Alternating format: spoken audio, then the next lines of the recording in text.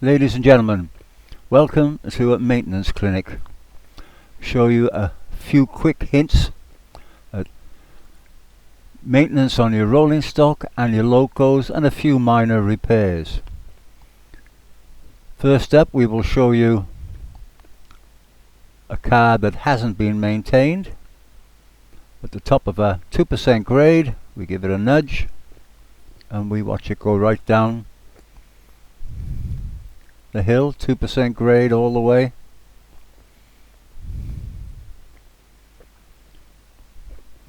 And we stop near the diesel depot.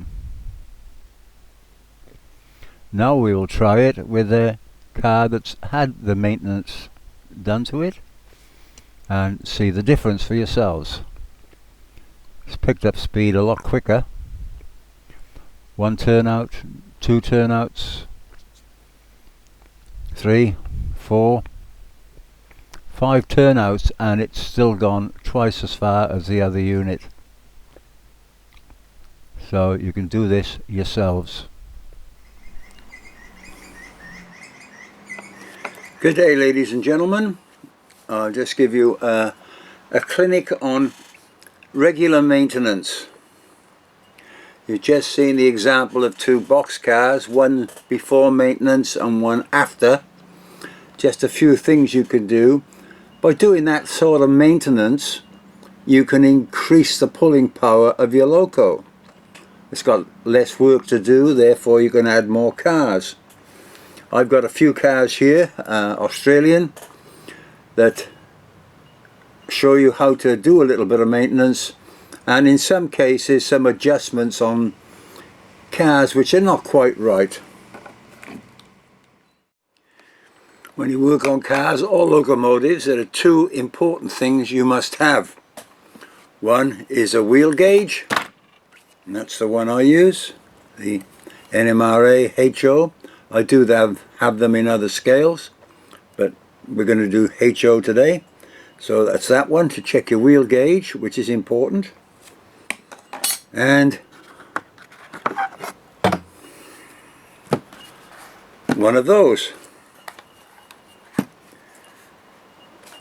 Somewhere to put your rolling stock as you're working on it in the cradle. So that fits in. You don't want to fork out and buy one of those? That's okay. You can buy a foam sponge one.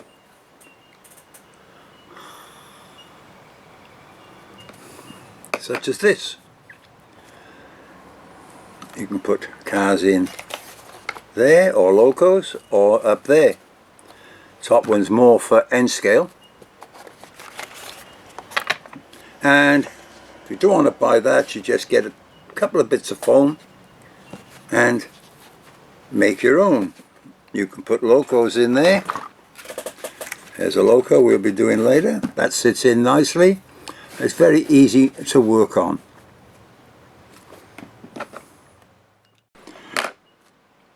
Two other tools I have is a Dremel. This is an old cheapie, runs off batteries, but it does the job for this. You don't need to fork out on the expensive one, not at this point.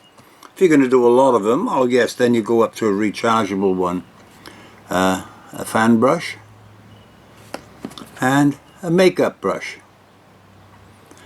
Because you have to clean things. Things get dirty, sat on the layout month after month without being used. They get dusty. So this will remove most of the dust. That's your initial touch to maintenance. And this one is got dirty wheels. So that sits in the cradle. The cradle sits the opposite way when normally, but because I'm showing you, you see better than I do. So we have a battery operated Dremel. I would not advise using a mains powered Dremel on models. You can use it to build a train room, but not on the models themselves. So we have dirty wheels. We put our finger on one side just to stop it spinning too fast, and you can see it is cleaning the wheels, or you should be able to see that it's cleaning the wheels.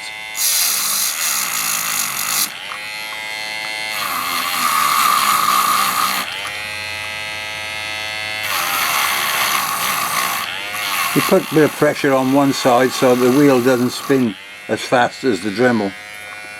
This will make one heck of a difference in the rolling qualities of your Locos. Turn it round.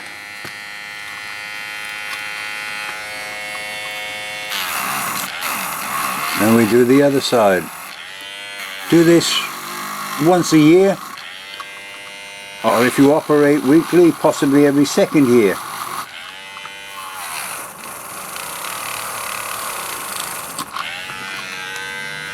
And that's now made a nice clean set of wheels.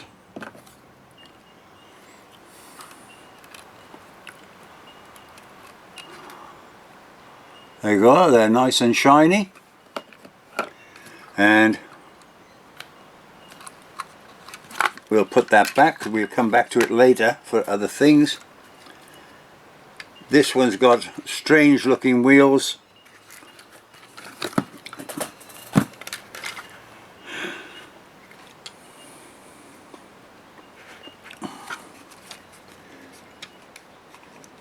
Yeah, they are metal wheels.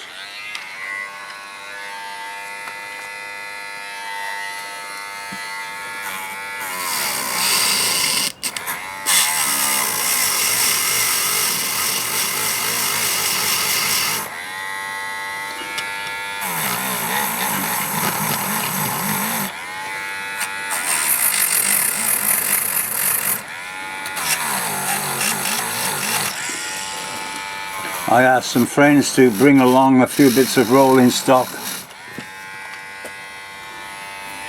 that I can use for demonstration with dirty wheels, and these are the ones they brought me. Can't use my own because I've already cleaned my own twice this year.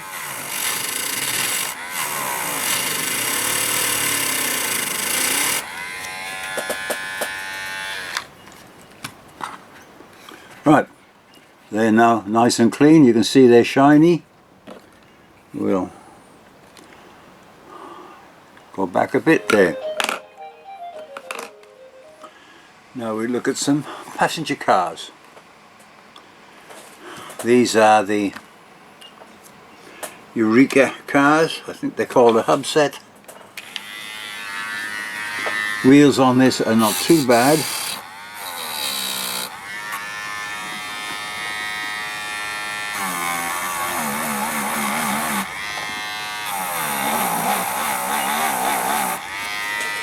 Always clean the wheels on the further side.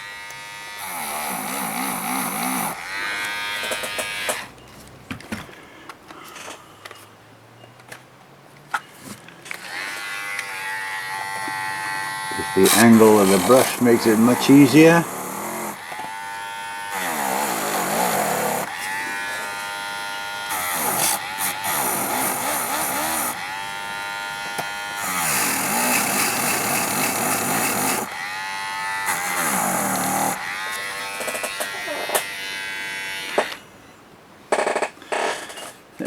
Wheels are clean. This one doesn't have any washers on the bolster. Going around corners, it's quite easy for the wheels to hit the back of the KD and cause a derailment. I know people are supposed to run 6-foot radius curves, but that's not practical in a lot of cases, so we have to make up for it. I have another one of these which has been done.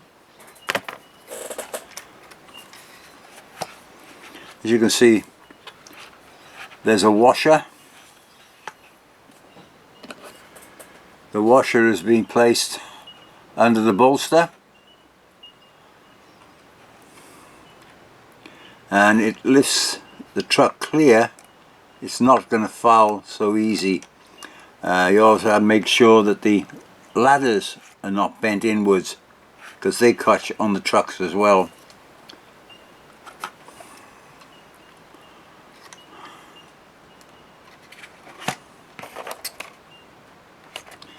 Yeah, this one's been knocked around. Yeah, that's better. The pumps are correct. And another problem with this one is the KD. Right, looking closely at this one, you can see the angle of the trip pin on the KD on this end is round at a strange angle. So we pull it straight. So I've never had that on a real KD. So obviously these are a Chinese brand KD. The washer underneath just lifts these up clear. When you're running the train, you don't notice the difference in the height. Now, the other major problem with these particular coaches is the wheel gauge. We use our checker, we put that in, and if you look, that's correct. That one's correct.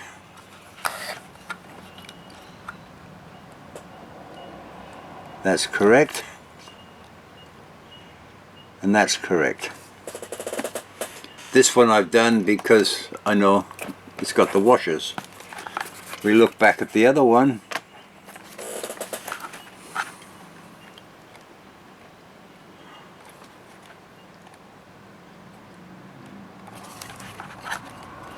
And you can see on this one, it's under gauge. This one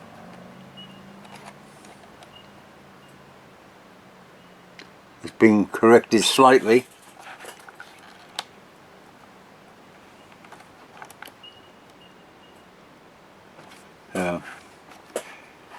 Just looking at them, you can see that there's a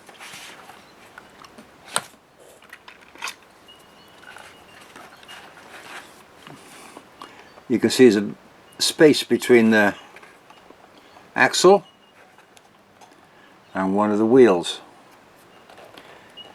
It's 1/2 millimeter, but that is enough to derail and make the car run a little strange. So this one, we'll take it out. So in, there we go, and we catch hold, and a slight turn and a pull at the same time, and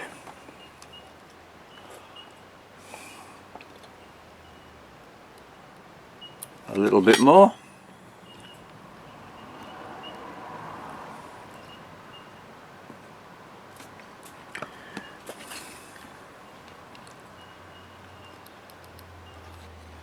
You see now the wheel is engaged, is well within the limits. So we put that back in.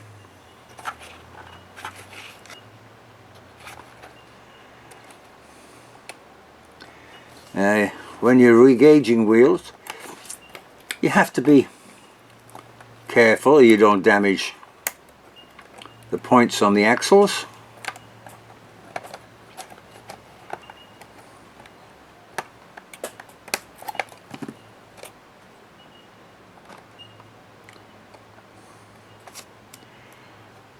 And quite often the only thing that gets affected, it puts a little bit of drag on the coach. I know these came out a few years ago, but people keep them in boxes forever, and they finally take them out after about 10 years to run them. Now that's okay. Now we go back to our freight cars, and for that we need a piece of track. Keep the track clean. Use a piece of cork to clean it. The abrasive rubbers are banned in this train room, and only use cork for cleaning. That way you don't scratch the track and you get much better finish. So we'll put one car on. You can see that rolls back and forth nicely. We put a KD gauge on one end, and as you can see, that lines up very nicely. These have got all these cars have the oversized KDs on, the number 5s. 48s or 58s, a much better proposition. You see that one works nicely on that end as well. We did the other car, and we put him on the track.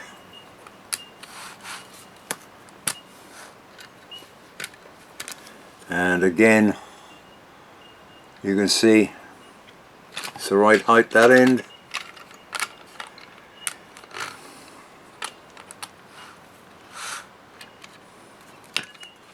And the same on that end. So we've done some rolling stock there, and it doesn't take long to do each one, but when you've got 200 or 300 cars on the layout, it does take a while to go through them all. Now what we do with this one and is use our makeup brush just to get rid of the dust. Some people say, oh, the dust adds weathering. Yeah, it's always the wrong sort of weathering. If you're going to weather, do it properly. They're beautifully detailed models most times, so that's the way you go. Now, next we'll do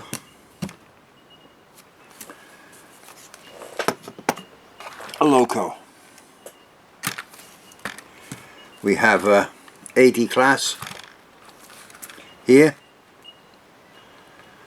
I assume it's got a KD, a decoder. We'll just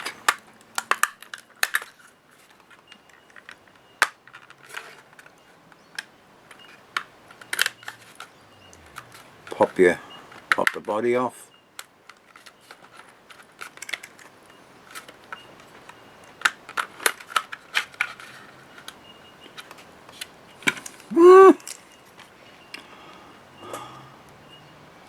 It's got a decoder, not sure what type.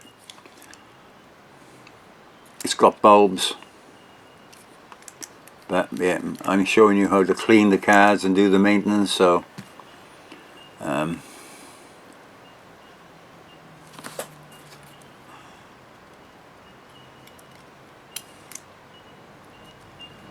lot of those wires could be trimmed out.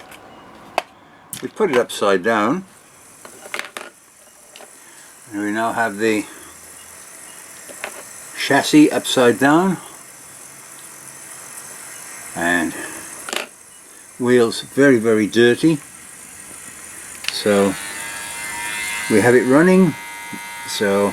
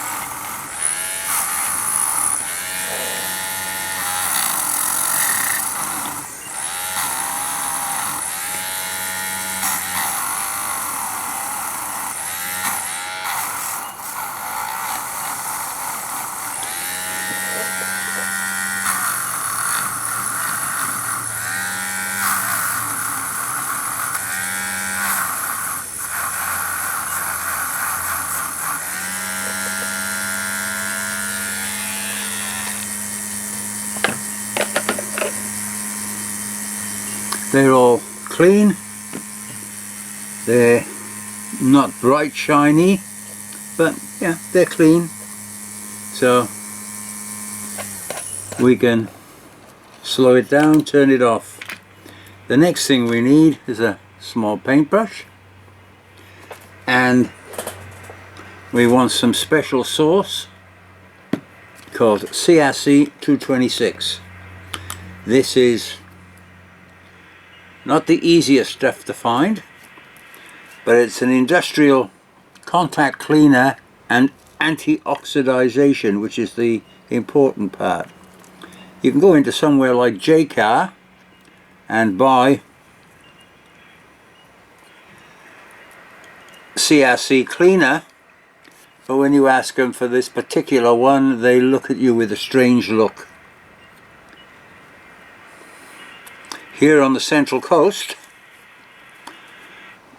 I couldn't find anyone that had them. The one place that used to have them no longer exists, so I contacted CRC in Castle Hill, and they were very nice, and the gentleman sent me a list of dealers on the Central Coast. It's Repco, Lawrence and Hanson, Central Coast Bearings, but none of them stocked it. You got some strange looks from Repco, which is not unusual, and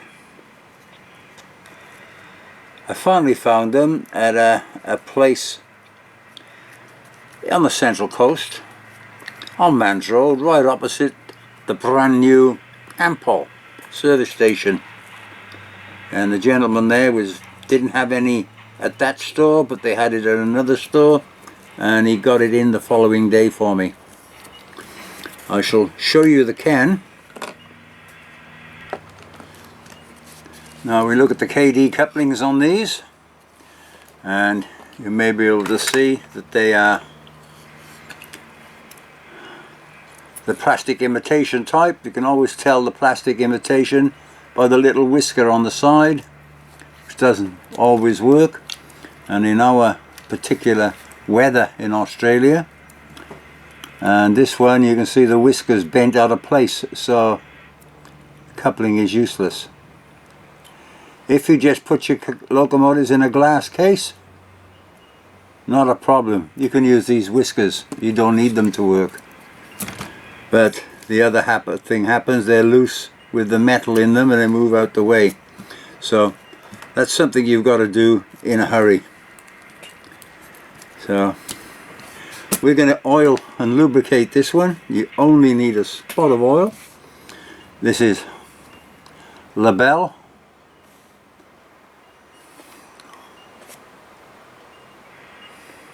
You might just about see that, and it's plastic compatible. It's their 102.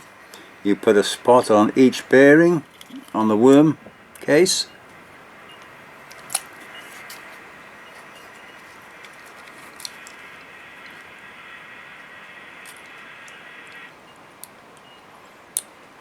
And that's it. You then get another brush with this, put a drop of oil on the end of it, and you can get it on the end of the motor.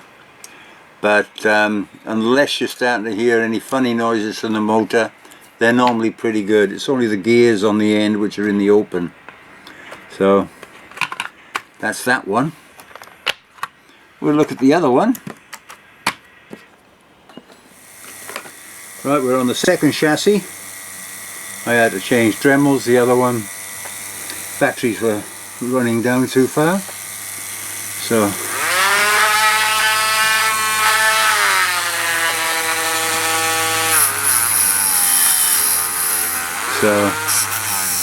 wheels are spinning. These are brass brushes. Don't use the steel ones for this sort of thing. Depending on where you buy them, they're about $4 or $5 each, or you get 15 for 20 bucks, depending on where you buy them from. It's all in Australia, so You just have to look.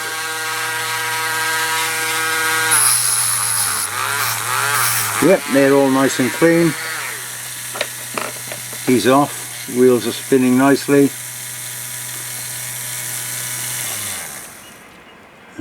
Turn the power off, remove the clips, and we do the same again with the CRC.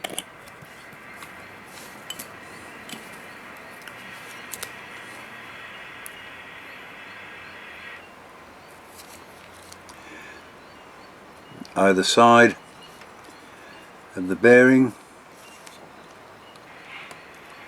same on that one.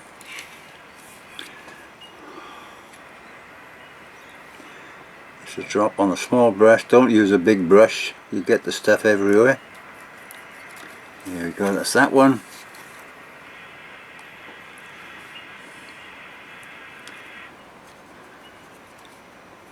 I don't know what decoders are in these. This one looks like an early NCE.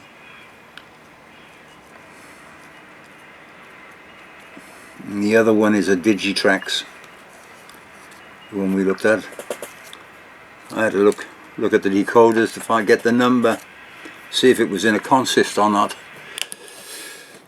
But the owner couldn't remember putting them in a consist. He wasn't sure, so we double checked. So they're done. Now we come up, we put some oil. This one is Atlas, this oil. Exactly the same as the label. Just a tiny spot on each bearing. And the same on this one. You get funny little squeaky noises if there's no lubrication on those. Again, we look at the KD couplings or the couplings on there. That one is a plastic imitation and the whisker on the end is bent. And the other end, the coupling itself is bent and the housing is not sat on properly on that one. So they use the early Earthern type housing on those. So that one's ready and finished.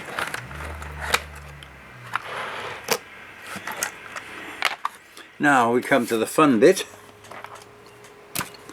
Horse trains for Trainorama 44 class, and we'll put this in the cradle. Turn the cradle around to your side, and what we can do, the most common problem with these are split gears.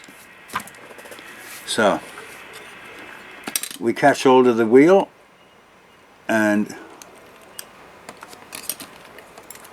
if I do it with the tweezers, you can see the wheel is turning, but the one on the other side isn't turning.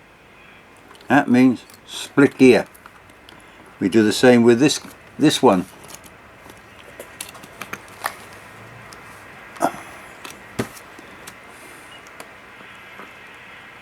Yep, that one's turning as well. And that one as well. So 3 split gears out of 3, yeah, it's not bad.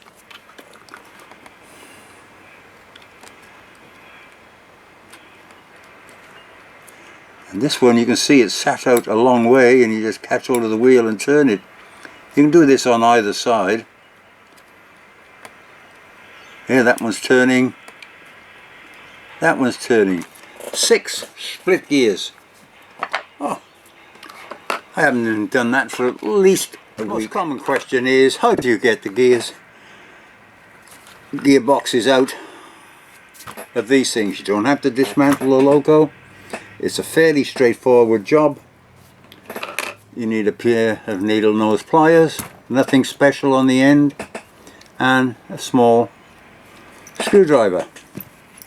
So, screwdriver up behind the truck at the end, and you can see that it's now got a slight bow in it there, and you lever either side there and you squeeze, and you can see now that's popped up away from there. You do the same there.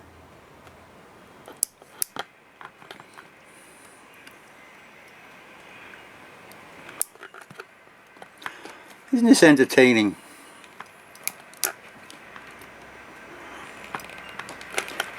People talk about looking for parallel nose pliers to do this, but it's not required. So we shove that in underneath there to get a bit of leverage. There. You just squeeze, you don't have to push it down far, and off it comes. What you're doing with that, with the pliers, you are just pressing on two little nubs of plastic there and there to release it from those little holes down the side, which are these holes here. You don't need to go for much or do much. We've taken that gear out. And as you can see, it's loose in the end. Now you can, or you could at one time, buy replacement wheel sets from Trainorama. None available now. If they do a rerun, I think they just done a rerun, you might be able to get it if they haven't changed the gears. So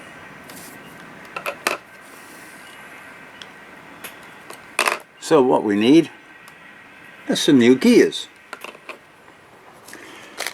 What you need to do is buy a packet of gears from Frontline Models. You can get them through Ozzie. They're the black gears. There are two types. These are the Trainorama ones.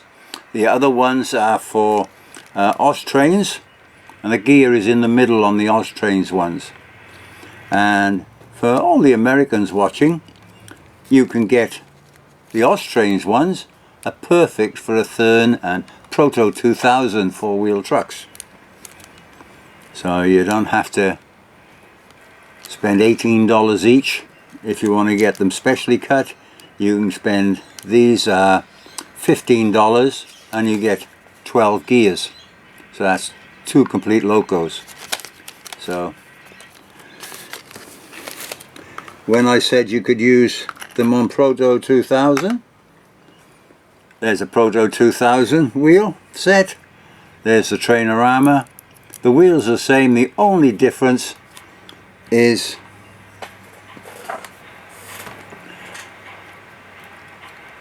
the Proto 2000's got a little nub on the end of the wheel. You don't get that on the Australian ones. It's the only way to tell them apart. Bearings are the same, sizes are the same, and that's the only difference. So we're going to replace the gear in this one. Now the gear's off. Throw them as far as you can, just see how far you can throw those gears. These are the replacements out of the packet, and you put one end in one end just to get it started.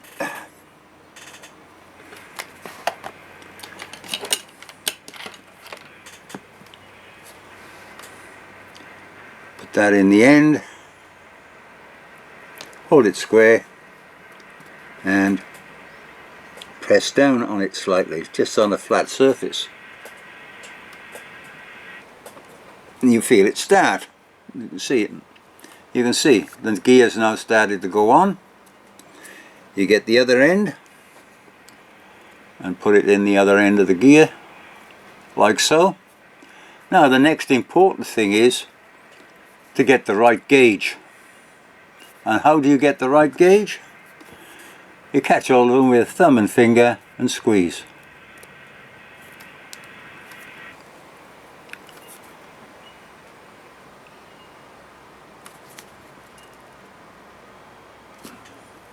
There we are. I've squeezed those.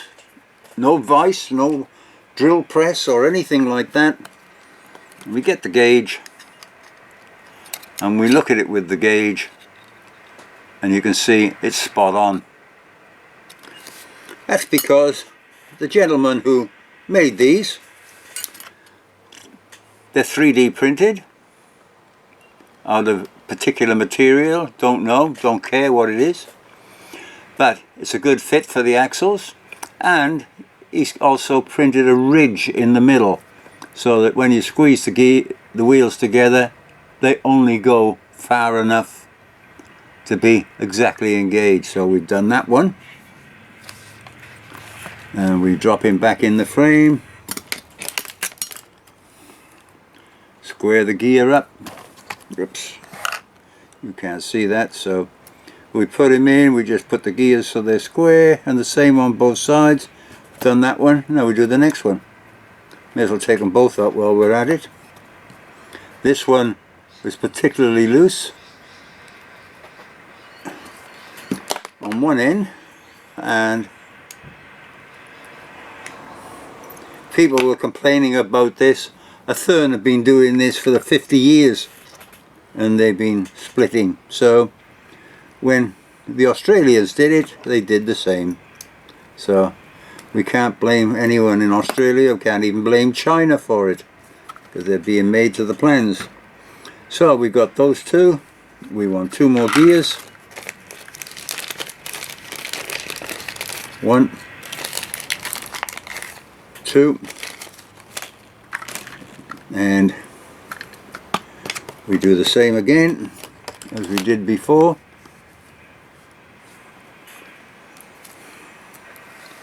Get a wheel, put him in.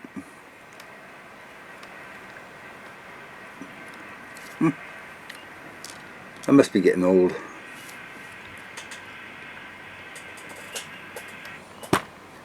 Yeah.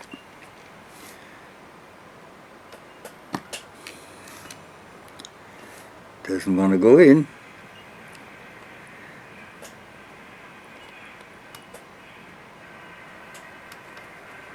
Here we go, it's in. The other end in, and we shall re-gauge them by squeezing. There we go. You can get your dog to bite on it, that will do, because he's not going to go too far with it, but that of course is up to you.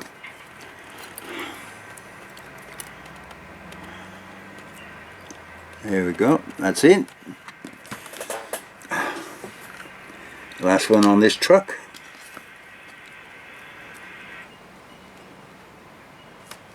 Ah, got that one. And then we push it in. Just want something firm.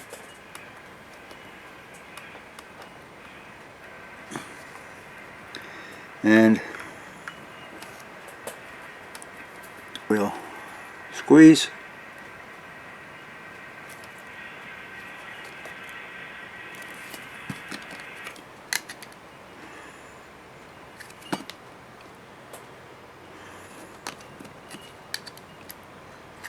Yep, spot on. We put him in.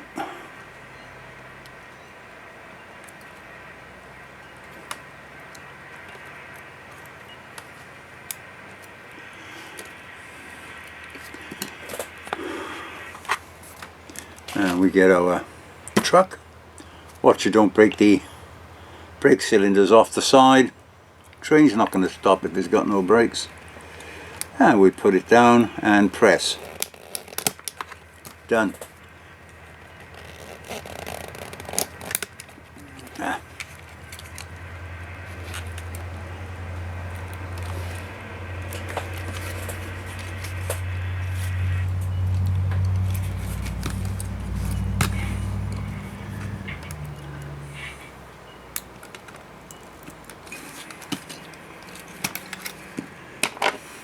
Doing it at arm's length. Yep, that's it. That's that one. Now we do the other one.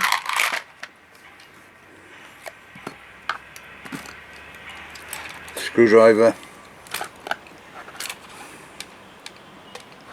in the back. We're trying to do this at arm's length so you can see what I'm doing. And squeeze, squeeze, squeeze, squeeze. Nothing complex, no special tools. Just plenty of light. We put that down out the way. We take these out because they're all going to be done. And that pops out of there. It's normally the small end that will split. There's only a little tiny bit of plastic holding it. So this one, yep, same again. Catch hold, pull. It doesn't matter how old or how often you use your loco, they're going to split. Plastic and metal expand at different rates, especially with our temperature. So all those gears look nice in there, no problems there. So we get another 3 gears out of the package. It's quicker than getting on Facebook and ranting and raving about the gear splitting. You can replace them much quicker. So we've got 1 gear in that side, and then in the other side, and we squeeze.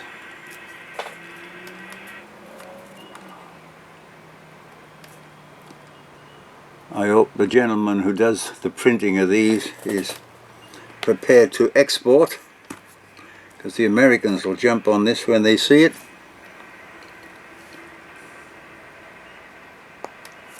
In one,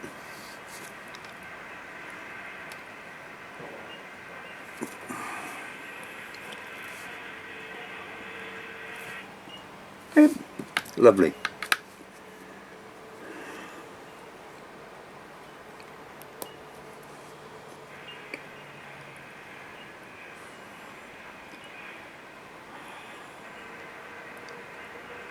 And squeeze.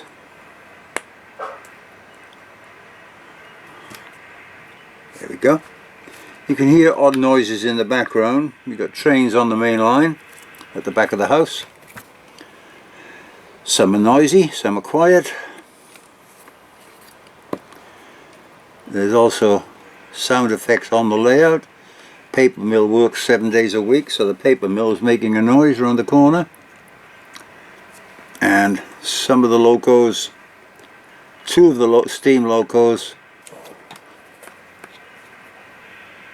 when you turn the power on, they'll make a little bit of background noise, just for the overall effect. There we go.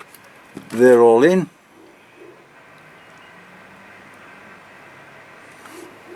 Put the cover back on.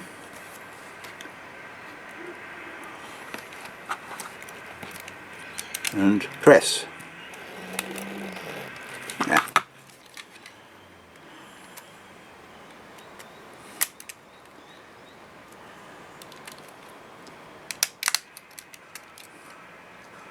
Easier to catch hold of it than press it down inside there.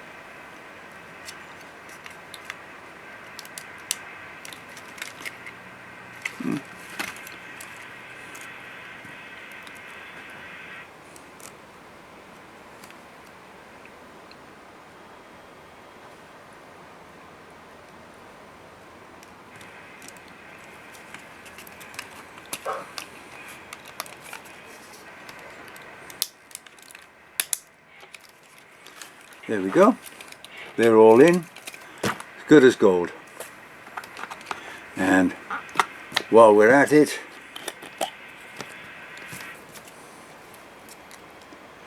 a little drop of oil on on either side.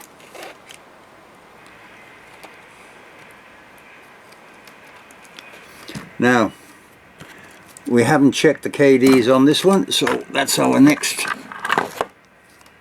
port of call. Put him on a program track or test track.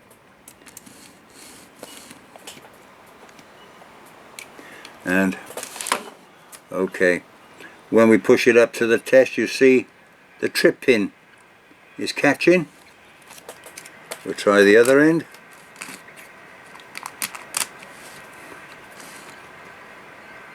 That one's okay, it misses. What we're catching on is this plate underneath, which is your clearance plate. The clearance plate at the bottom.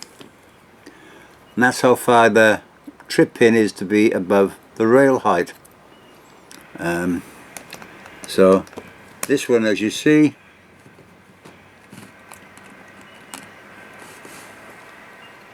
misses the plate at the bottom and couples nicely. And you can see it's the right height there. And we swing him around. You can see these trip pins haven't done much work. They're rusty. So that comes up and it's tripping at the bottom. So we got 14 different ways of altering the trip pin. You can buy a special tool that will bend it. I'm tight, so I use a pair of pliers. One pair of pliers does most work. Just catch it like that and squeeze. You can see it bent up. Put it back on the track. And there, it now clears. So that one's done. Now sometimes it doesn't move as smoothly as it should. So sometimes it doesn't run as smoothly as it should. This one is not too bad, but we get a small brush, not the wet one we used before, and use a bit of graphite powder. KD call it greasem, and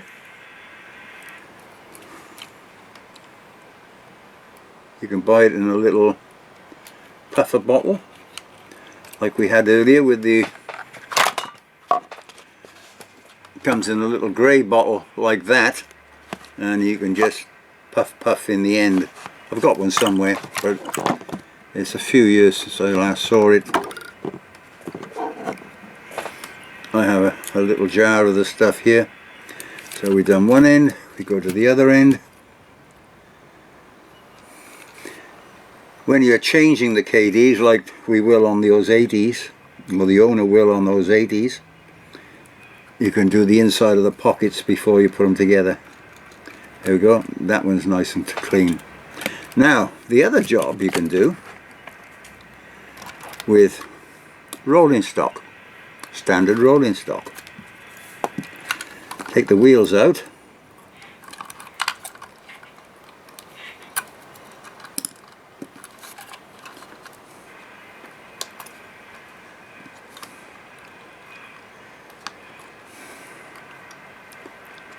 Modelers never seem to have enough tweezers. This is a nice fine pair.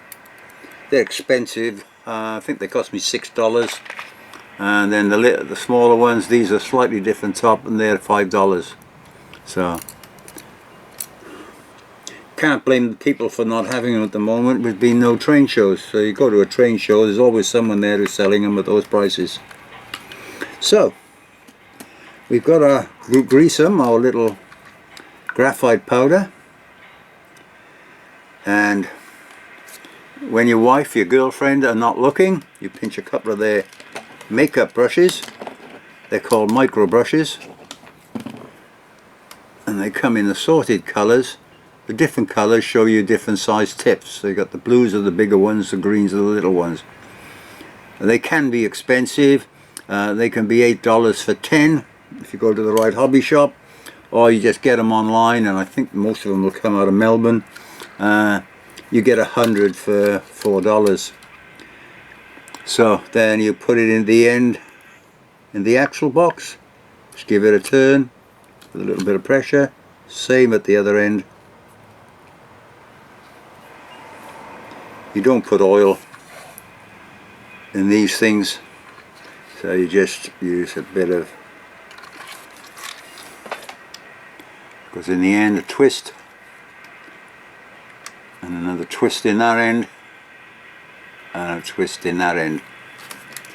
And when you put the wheels back, you can see one side is all metal, that bottom one, and the other side's plastic, so make sure you keep them all the same way round. And if you ever add pickups to them, you're not going to have problems. So in.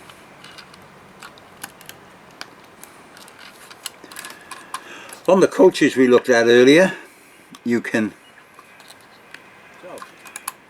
gentleman just wanted a non-sound decoder, and it's got a TCS T1 LED. In other words, it's got built-in resistors to drive the LED on the front. I know the wheels are clean, they've been cleaned, and the pickups, and as a result of that we go to step 1, and you can see the Locos moving, but it'll do that, it'll go all the way around the layout while you go and have lunch, come back, and it hasn't got back around the layout yet. So yeah, that's when the pickups are nice on these particular Locos. I'm not going to strip this one down, but I'll show you what you need to look for. We'll use a different cradle.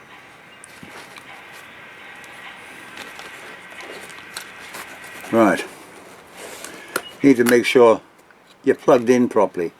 Okay, you can just lift the tab slightly and pull them apart. Okay, if you pull them apart without just lifting the tab, eventually you'll break the tab and they're not going to hold together properly. So on the truck, what you need to look for, and you can see this one's been done already. Metal plate touches the axles. I've used a bit of CRC on this when I did it first, cleaned the wheels, and you can see where it's been rubbing the axle on each of those plates. One picks up off one side, the other one the other side. So that's an insulation bush, that's insulation, insulation, insulation. So it picks up off those two and those two. And again, it's got the imitation coupling, and in this case it's been pushed up and not even in the straight line. Not much to do on those. Just clean those contacts. If necessary, just catch hold of them and bend them up slightly to make sure that they're rubbing on those axles, which means the wheels don't spin, but that's okay. On the Loco itself, gentleman here has added a little bit of extra weight on the front truck, and the most important thing, if you're not going to put a bit of weight on there, get rid of the spring. That will double your pulling power once you get rid of the spring. It's got 2 geared axles and 1 trailing axle, and they all pick up. It's a split frame on this particular Loco, and bushes in there put power to one side and get power to the other side. You do get some of these Locos where it's a solid frame, and there are pickups, normally your Eureka, thin little pickups which run against the back of the tread.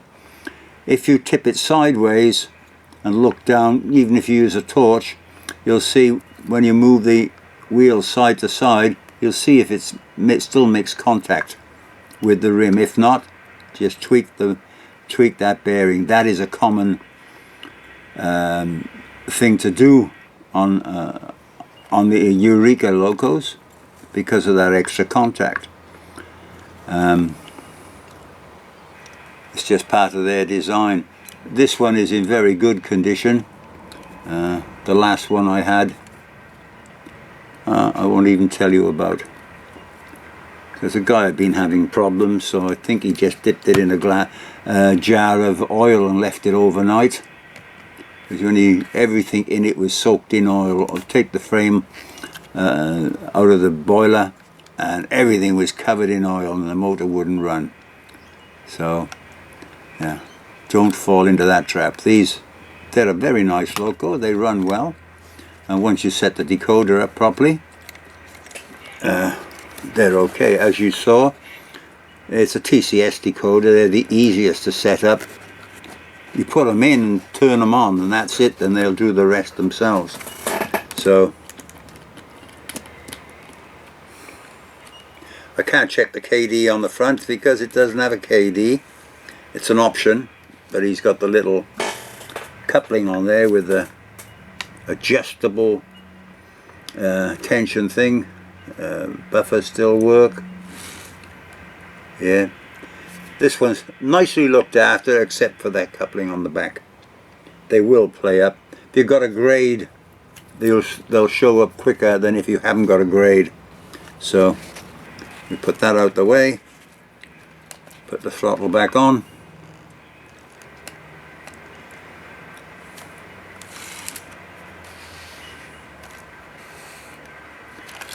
We'll turn on the headlight.